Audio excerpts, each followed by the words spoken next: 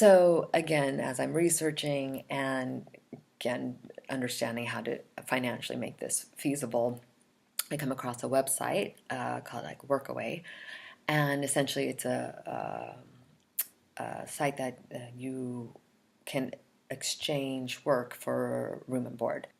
At the end of it, I ended up being in Toscana and Tuscany for like a month, and I was at a language. I did an intensive with the language, and then I moved on to Liguria and did the work exchange, and that was about for like 3 months, around 3 months. And at this place that I affectionately called the Italian Reggae B&B, because it was I mean, the guests were Italians, and there was a bit of a slant in this direction towards culture and music, um, which wasn't quite mine, but it was still a lovely experience. And so I didn't quite know what I was going to do next, and I kind of put the call to arms out to the friends, just like, okay, I'm in Italy. Who knows someone in Italy?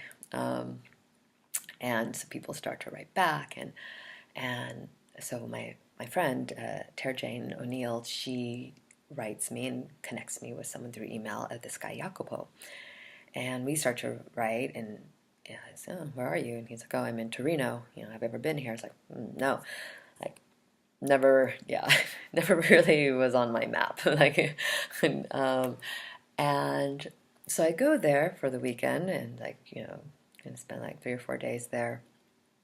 And while I'm there, I just start meeting all these people, these like musicians and these artists and people who are doing like massage and yoga, and so this trip starts extending, to like a week. And in the midst of that, Jacopo had this band with this guy Andrea, and they invited me to come to a practice with them. And so we did this, and I was, kind of doing my thing, and it was cool. It was really, really cool. And but there was this sort of thing with me and Andrea, kind of like, interesting, like it's a bit of a connection there. And we talked later, and just were like, yeah, it'd be kind of cool to work on something, collaborate on something. Like, yeah, And at that time, other people were also saying, well, why don't you stay? And or why don't you come back? And I had, the same things were going on in my head. And so I went away for about a month, and then I returned, again with the intention, of a lot of intentions, to stick around for like, I think 2.5 months was what I was thinking. And I made like quasi subito, like almost immediately, it's just like that feeling again, the voice and the sensation came in and said, oh no, you're going to be here until, for as long as you need to be. Like, you're just going to be here until you're going to be here for as long as you need to be. Which, as it turns out, has now been like 6 years or something.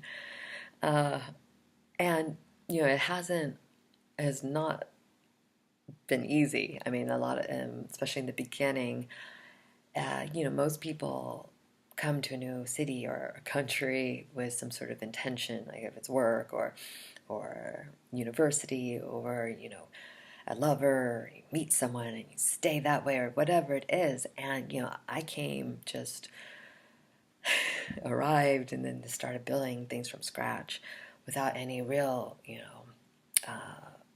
direct support from someone.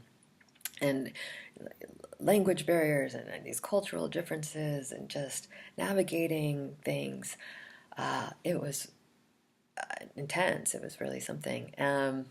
And also, the first 3 years I wasn't there legally. And part of it was, well, a lot of things had changed since the last time I was in Italy, which was, I think, in 1995 or something. But I never was sure if I was going to stay. It was always like, I'm leaving after this. I'm leaving after this thing.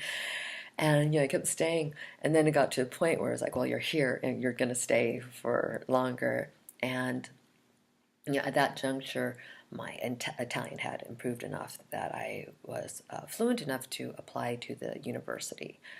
So, oh, and mind you, during this whole time, I was researching like how to stay legally, how to, and I can tell you like lots of countries, like I can tell you lots of things, but I was trying to figure out a way to do this without having to get married or get pregnant or whatever.